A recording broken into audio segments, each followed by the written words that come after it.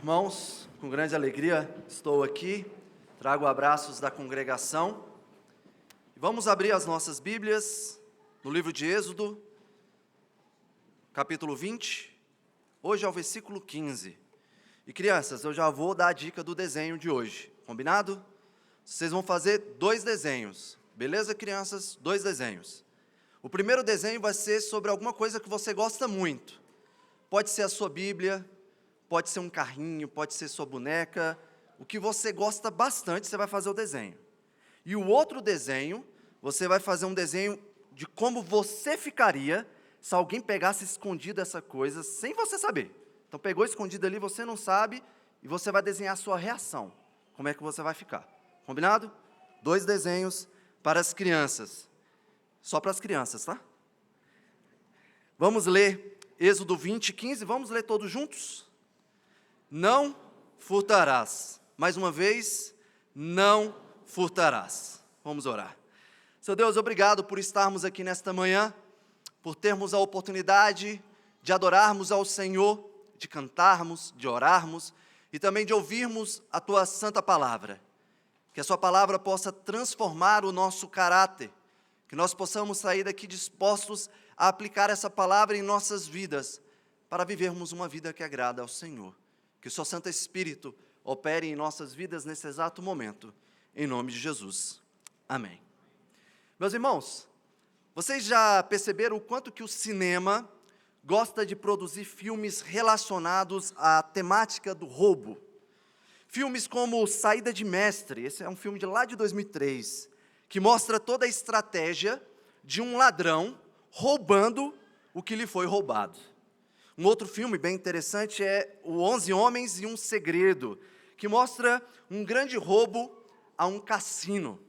E recentemente teve um filme que misturou a temática do roubo com Las Vegas e zumbis. Se chama Invasão em Las Vegas. O filme é tão ruim que no final ele fica bem pior. Não vale a pena assistir. É certo que esse assunto ele tem grande atratividade, seja nos cinemas ou nos noticiários. Você já assistiu um filme com essa temática e se percebeu torcendo para o ladrão? Estranho, né? Tem um momento que você chega a vibrar quando os planos do ladrão dão certo no filme. Mas quando acontece com a gente é um pouquinho diferente. Quando alguém furta algo de você ou de forma violenta toma o seu celular ou carro, rapidamente gritamos: pega ladrão! Queremos o nosso bem de volta e queremos que a justiça seja feita. De alguma forma, irmãos, dentro deste nosso coração, que para os convertidos ainda pode ser alcançado pelo pecado, há pensamentos em que aparentemente existem argumentos que validam a possibilidade de que um roubo seja aceitável. De vez em quando ouvimos aquele argumento: mas roubou para quê? Certamente não é uma boa pergunta para se fazer para a vítima. Irmãos, não importa se é um celular, um pão, ou um grande roubo na história da humanidade, o não furtarás será a medida que revela a vontade de Deus para as nossas vidas, mostrando que Deus requer obediência em todas as circunstâncias. Você saberia me dizer qual foi o maior roubo da história? Foi o do Banco Central em Fortaleza? Foi o do trem pagador na Inglaterra? Ou do Museu de Boston, nos Estados Unidos? Bom, eu acredito que o maior roubo da história está registrado em Gênesis 3.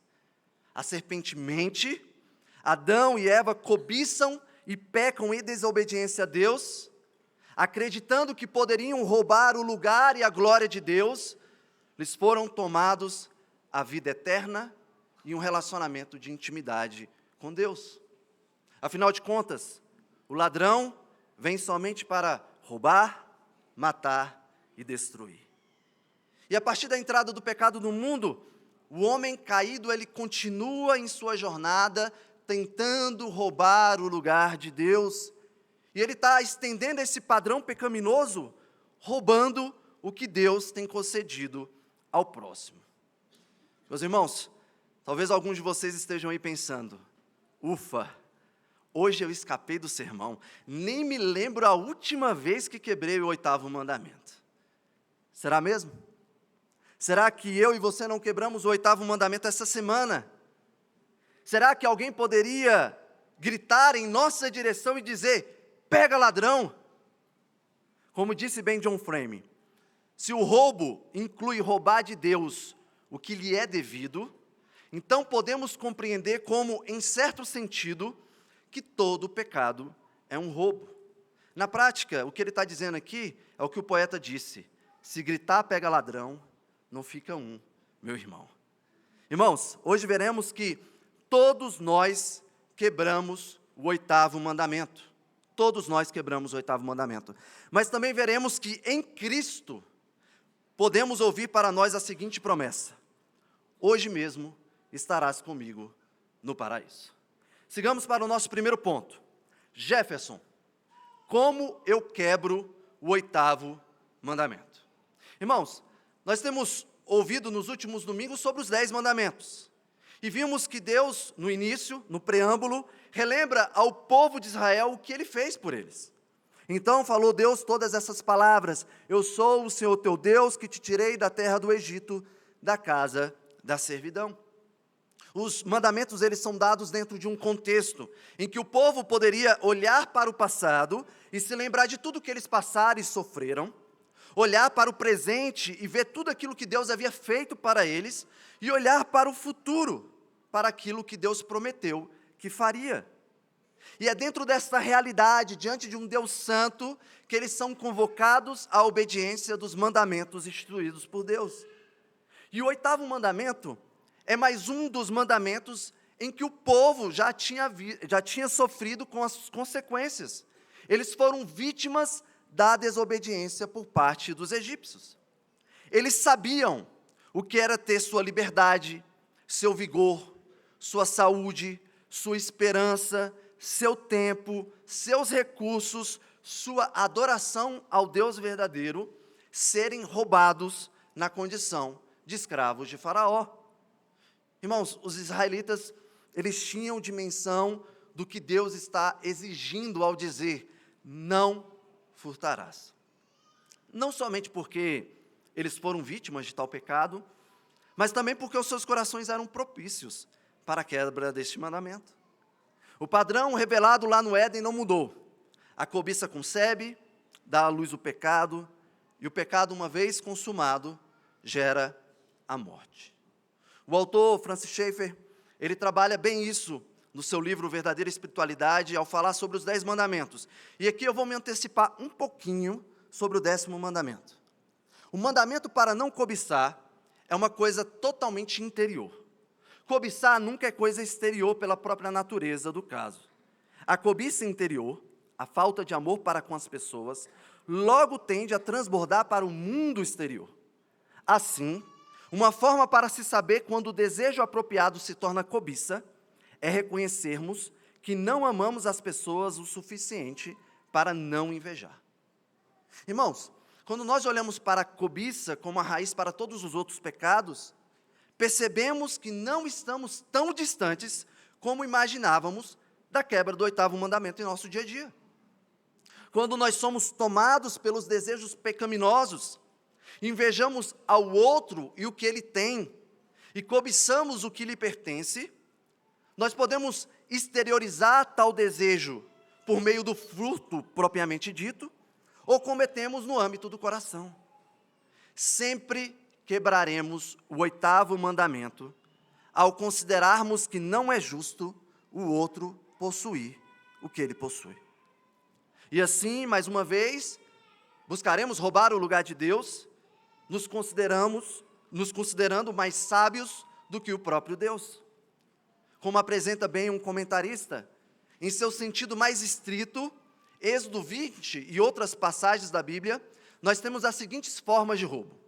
Roubo de propriedade, está lá em Êxodo 22, rapto de pessoas ou sequestro, Êxodo 21, trapaça, fraude, Jeremias 22, roubar de viúvas e órfãos, Mateus 23, defraudar empregados, Tiago 5, roubo de terras, Isaías 5, pesos injustos, Levíticos 19, enganos de outros para ganho econômico.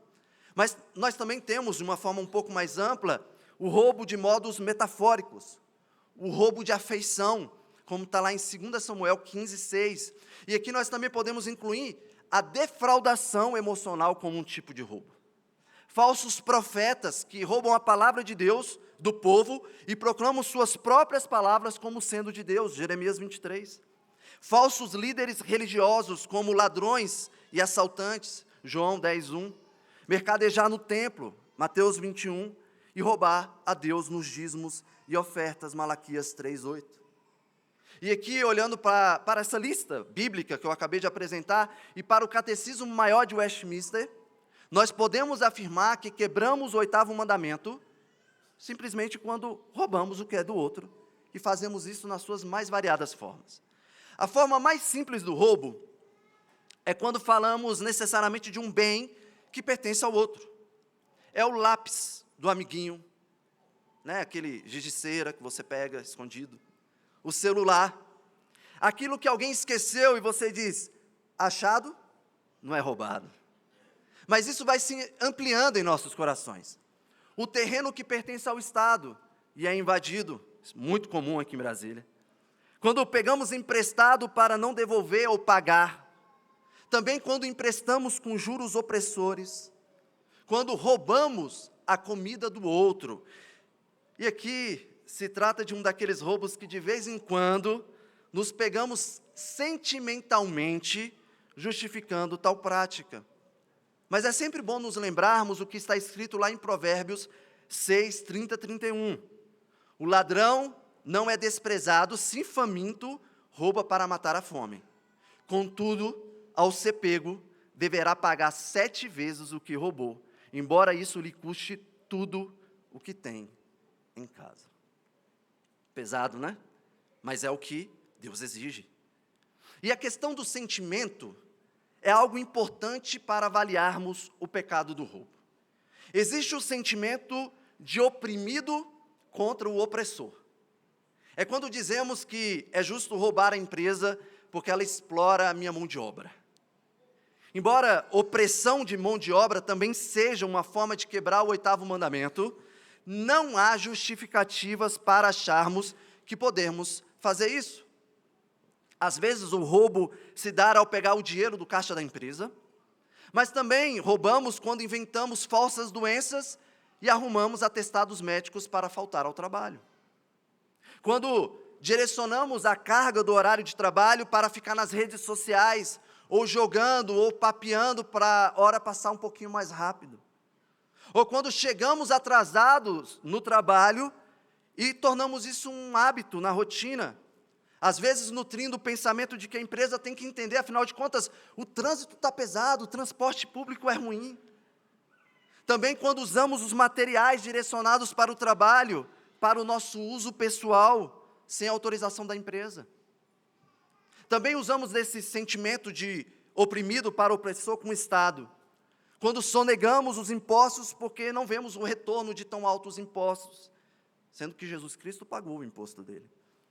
E fazemos isso adicionando dependentes que não são dependentes, lá com o seu contador, adicionando despesas que não são suas despesas. Isso é roubo.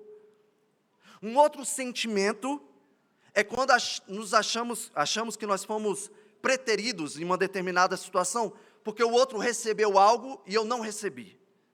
Isso acontece, crianças, quando o papai ou a mamãe ou um titio dá algo para o seu irmão, amigo ou primo e não dá para você.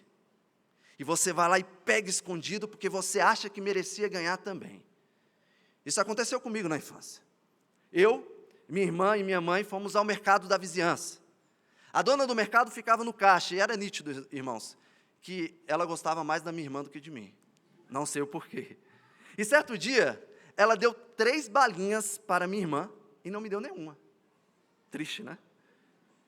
E ali, eu fiquei observando aquela situação, minha mãe e a dona do mercado ficaram conversando, e eu fiz de tudo para pegar umas balinhas para mim. E eu consegui. Quando eu cheguei em casa, eu queria fazer usufruto do meu roubo.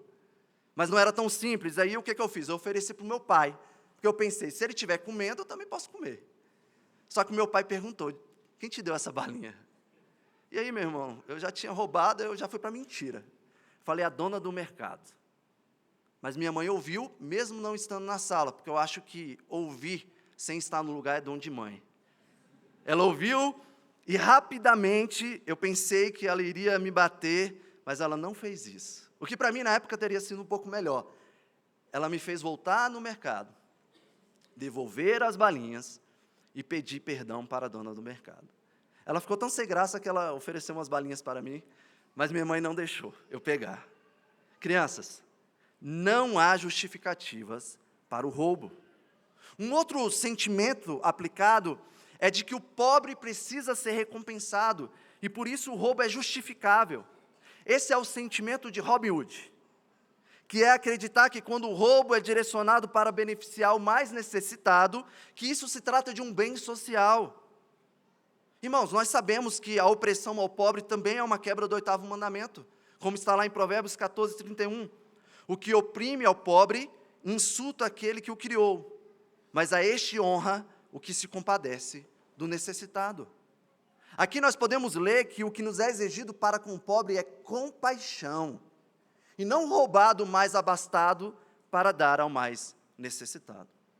Mais um outro sentimento, é o de que se eu estou sendo beneficiado, então vale. Nós usamos muito disso com políticos, né? Eu gosto dele, pois ele rouba, mas faz. Ou quando tem algum erro no caixa, na hora de devolver o troco e você deixa passar, afinal de contas, tudo nessa padaria é caro, não vai fazer diferença para eles. Ou quando você acha que poderia comprar, eu acho isso aqui muito engraçado, comprar 2 iPhones 15 Pro Max por R$5.000. Aí você fala, nossa, como eu sou esperto, olha essa vantagem. E às vezes você ignora a possibilidade de que seja um produto roubado. Poderia ser. E por fim, nós temos mais um sentimento, que é o sentimento de justiça, que é quando nós somos prejudicados e acreditamos que o roubo pode ser uma forma de sermos ressarcidos. E eu passei por esse sentimento essa semana. Tem um lugar que eu gosto de comprar as coisas para o meu café da manhã, e tem uma pessoa do caixa que eu percebi que ela gosta de aumentar 50 centavos no final da compra. No início eu não percebia isso, porque eu não estava acostumado com os preços, mas depois que eu comecei a pegar as mesmas coisas, eu percebi. E eu vi que dava um preço com um atendente e dava um preço diferente com essa pessoa. Então, depois que eu percebi isso, eu comecei a fazer o seguinte: toda vez que ela dava o preço dela, eu perguntava, não seria tal valor? Ela ia lá e corrigia. Só que essa semana, ela corrigiu com R$1 a menos. Meus irmãos, ali na hora eu falei, agora é a minha vez. Agora eu vou ser ressarcido. Com esse R$1, eu vou ter de volta o dinheiro que me foi tomado. Mas ali na hora eu lembrei que eu era crente e que eu ia pregar sobre o 8º mandamento hoje. E aí eu não cedi à tentação. Mais uma vez, irmãos, não há justificativas para o roubo. Meu irmão, minha irmã, você ainda acredita que não quebra o 8º mandamento? Nós quebramos esse mandamento quando nós tentamos roubar a glória de Deus, adorando outros deuses. Nós quebramos este mandamento quando buscamos roubar a verdadeira imagem de Deus, revelada em sua palavra, e atribuímos a Deus uma imagem que não lhe pertence. Quebramos o 8º mandamento quando roubamos a santidade do nome de Deus, quando roubamos o descanso do nosso corpo e o tempo de adoração a Deus, porque não confiamos nos cuidados de Deus. Quebramos o 8º mandamento quando roubamos a honra dos nossos pais e nos rebelamos contra a sua autoridade. Quando roubamos a vida concedida por Deus ao matar o próximo, também em nosso coração. Quebramos o 8º mandamento quando roubamos a promessa de fidelidade ao nosso cônjuge e quebramos a aliança. Quebramos o 8º mandamento quando roubamos a verdade sobre uma história ou sobre alguém, considerando a mentira como verdade. E quebramos o 8º mandamento quando cobiçamos o que é do próximo, mesmo não tomando este algo para si. Certamente eu poderia ficar aqui horas falando sobre como nós quebramos o 8º mandamento. Mas eu acredito que você compreendeu onde você se encontra diante da palavra de Deus. E isso então nos leva ao segundo ponto. Jefferson, como evitar a quebra do 8º mandamento? Ok, acabei de ouvir que eu quebro o mandamento, mas como evitar? Irmãos, há uma forma positiva de nós lidarmos com os mandamentos.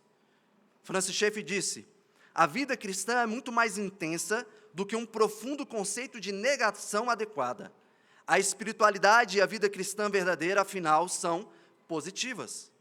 Isso significa que não se trata somente sobre aquilo que você não deve fazer, mas também sobre o que você deve fazer ativamente para obedecer positivamente ao mandamento. E uma das formas, irmãos, de evitarmos a quebra do 8º mandamento se dá por meio do reconhecimento do direito à propriedade privada. Precisamos reconhecer que nós temos o direito à propriedade privada. E essa é uma questão que passa pela forma como entendemos a riqueza, principalmente. Por um lado, nós temos a avareza, de uma maneira que nos tornamos egoístas na forma como nós administramos os nossos recursos. Por outro lado, nós temos a inveja, e assim alimentamos um sentimento de injustiça, no fato de que o outro tem mais do que eu tenho, ou tem o que eu não tenho. Não há, irmãos, nenhum ensinamento na Bíblia que afirme que há obrigação da socialização dos nossos bens, mas sim a sensibilidade ao necessitado, o socorrendo em cuidado e amor. Quando nós olhamos lá para Atos capítulo 2, nós percebemos um movimento livre por parte daquela igreja, de querer vender e compartilhar os seus bens conforme a necessidade de cada um. Mas aqui se tratava de um ato voluntarioso. Tanto que Ananias e Safira, eles foram disciplinados pelo Espírito de Deus por mentirem, uma vez que eles não precisavam vender se não quisessem. Eles morreram por se tentar mostrarem voluntariosos, quando na verdade não eram. E eu acredito que para aceitarmos que há sim o direito à propriedade privada, que nós precisamos reconhecer que o que o outro tem, ele tem por causa da providência de Deus para com a vida dele. Isso significa que roubar do próximo é roubar o que Deus, em sua eterna sabedoria, providenciou para ele. Philip Ryken, em seu comentário, disse o seguinte: ao dizer não furtarás, Deus dá a entender que as pessoas têm um direito à sua propriedade particular. Caso contrário, todo o conceito de furtar deixa de fazer qualquer sentido. Apenas algo que pertence a alguém pode ser roubado. Uma outra forma de evitarmos a quebra do 8º mandamento é por meio do contentamento e da gratidão. E aqui nós temos o mesmo princípio da minha fala anterior. Eu preciso reconhecer com gratidão que o que eu tenho, porque Deus, em sua eterna sabedoria, providenciou para mim. E Ele sabe do que eu, de fato, preciso. Queridos, certamente Deus tem nos dado muito mais do que nós merecemos. Aquilo que Deus tem feito é infinitamente mais do que nós pedimos. Ele tem sido um bom Deus para com as nossas vidas. De fato, Ele nos deu vida e vida em abundância.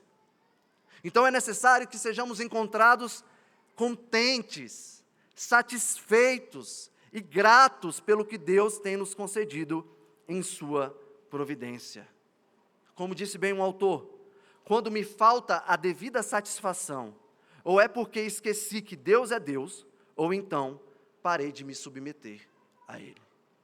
Nós precisamos ser encontrados com os corações gratos. Uma outra forma de evitarmos a quebra do 8º mandamento é por meio do trabalho. Nós lemos hoje, em nossa leitura bíblica alternada, Efésios 4, 17 a 28. Paulo disse que nós, crentes no Senhor, não poderíamos andar mais como os gentios andavam. Os gentios estavam entregues aos seus próprios corações endurecidos, às suas dissoluções.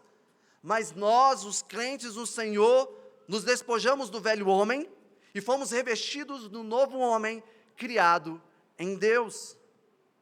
E qual é a consequência direta desta transformação? O que mentia, não minta mais. Mas agora seja um propagador da verdade. Irai-vos, mas não pequeis. Aquele que furtava, não furte mais. Antes trabalhe, fazendo com suas próprias mãos o que é bom, para que tenha com que acudir ao necessitado. Então, queridos, o trabalho ele pode ser visto como uma boa expressão da nossa transformação em Cristo. Isso não quer dizer que todo bom trabalhador seja necessariamente um crente no Senhor, mas sim que todo crente no Senhor deve ser um bom trabalhador.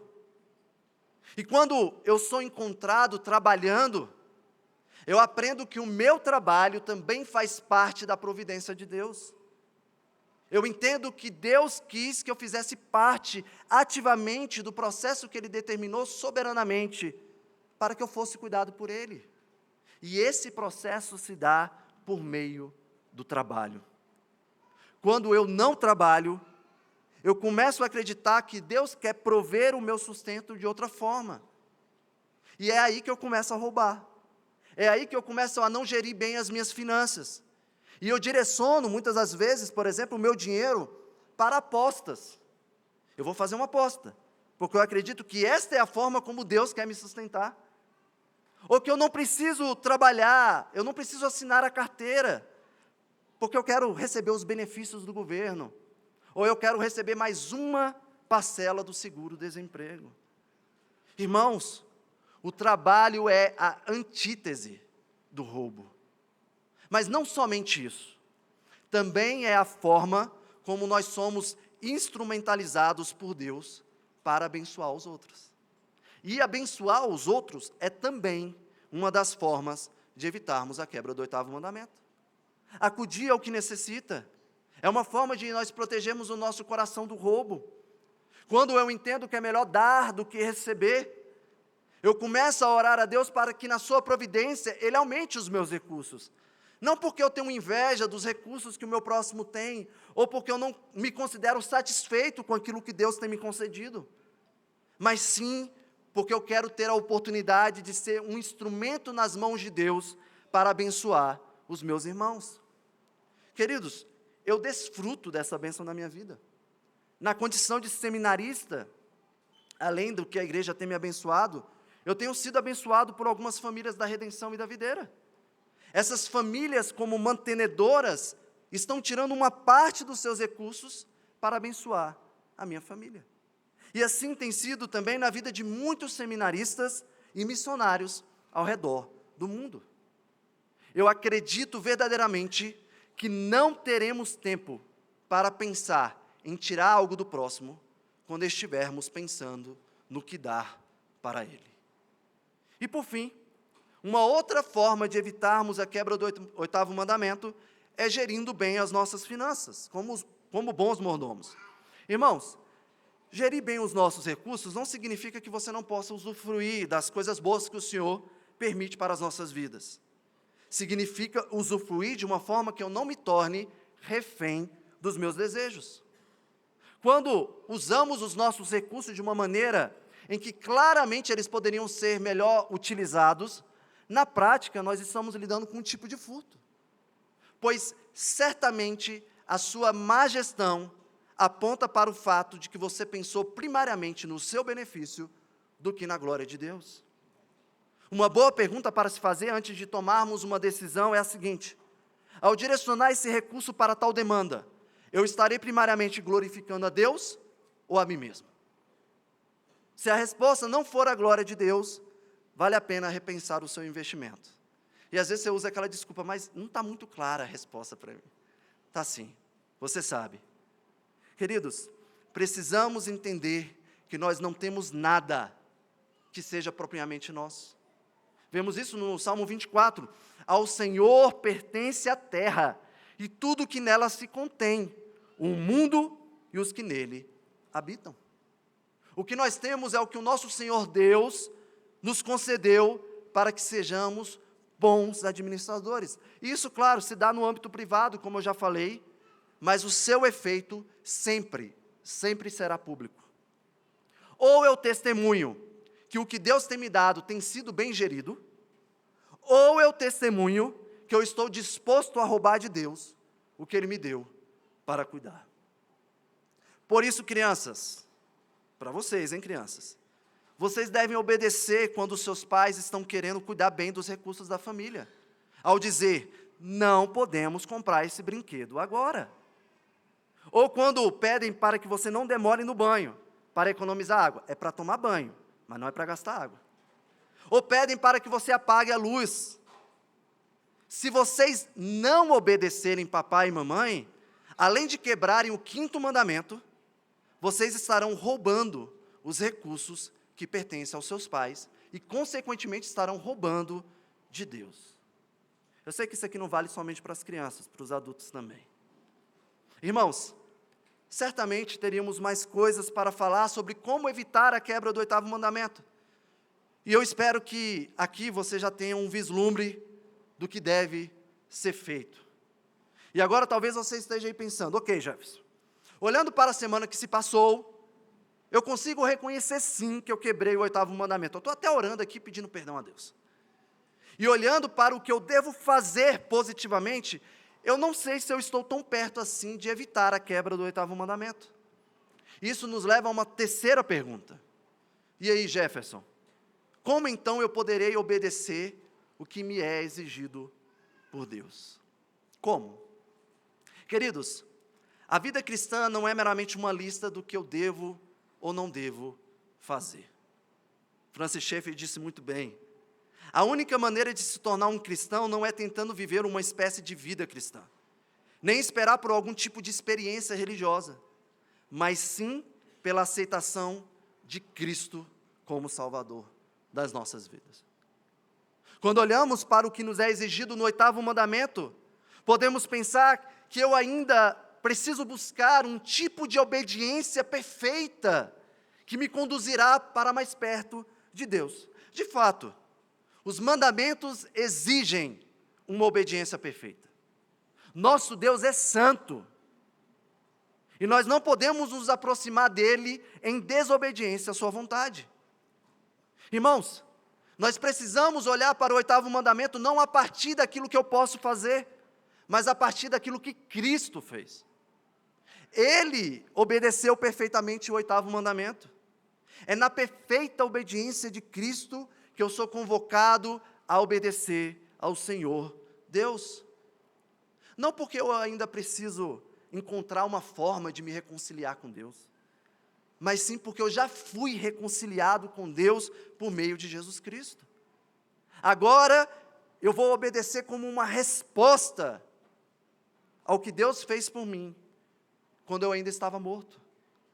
Só é possível guardarmos o 8º mandamento, porque Jesus Cristo encarnou, viveu uma vida perfeita, morreu no meu e no seu lugar e ressuscitou. Se você não crê nisso, você não poderá obedecer ao Senhor. Irmãos, Jesus Cristo é o exemplo de alguém que abriu mão do que tinha para dar a sua própria vida por ladrões como nós. Ele é o exemplo de alguém que entendeu que é melhor dar do que tirar. Jesus Cristo é o exemplo daquele que não veio para roubar a vida, mas veio para dar a vida àquele que estava morto. Jesus Cristo é o exemplo que não veio para oprimir o pobre, mas sim socorrer ao necessitado, dando mais do que o pão nosso de cada dia, mas sendo o próprio pão da vida. Jesus Cristo, meus irmãos, é aquele que foi pendurado em uma cruz para sofrer e morrer como um ladrão, ao lado de ladrões. E ali, ele assumiu o meu e o seu lugar, para que pudéssemos ser apresentados diante de Deus como justos, diante do santo juiz, e não como ladrões, por causa de Jesus Cristo.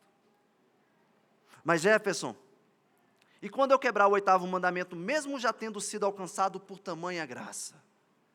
Meu irmão, minha irmã, lembre-se, Jesus Cristo é o nosso advogado. E ele não é advogado de porta de cadeia, não, mas sim um advogado que quebra as cadeias. Jesus Cristo é o nosso advogado. E quando Satanás te acusar, lembre-se que a promessa para ladrões que se arrependem é a de que hoje mesmo estarás com Cristo no paraíso. Vamos orar? Seu Deus, obrigado por essa manhã, obrigado pela oportunidade que tivemos de ouvir a Tua santa palavra, que possamos ser transformados, aplicar essa palavra em nossas vidas, e que nós possamos obedecer ao Senhor guardando o 8º mandamento. Sabemos que isso não depende exclusivamente de nós, porque não há força em nós, mas sim do seu Espírito que habita em nós e tem transformado as nossas vidas, e por causa de Cristo, que sofreu e morreu como um ladrão, para salvar ladrões como nós. Que nós possamos aplicar essa mensagem para a sua glória, em nome de Jesus.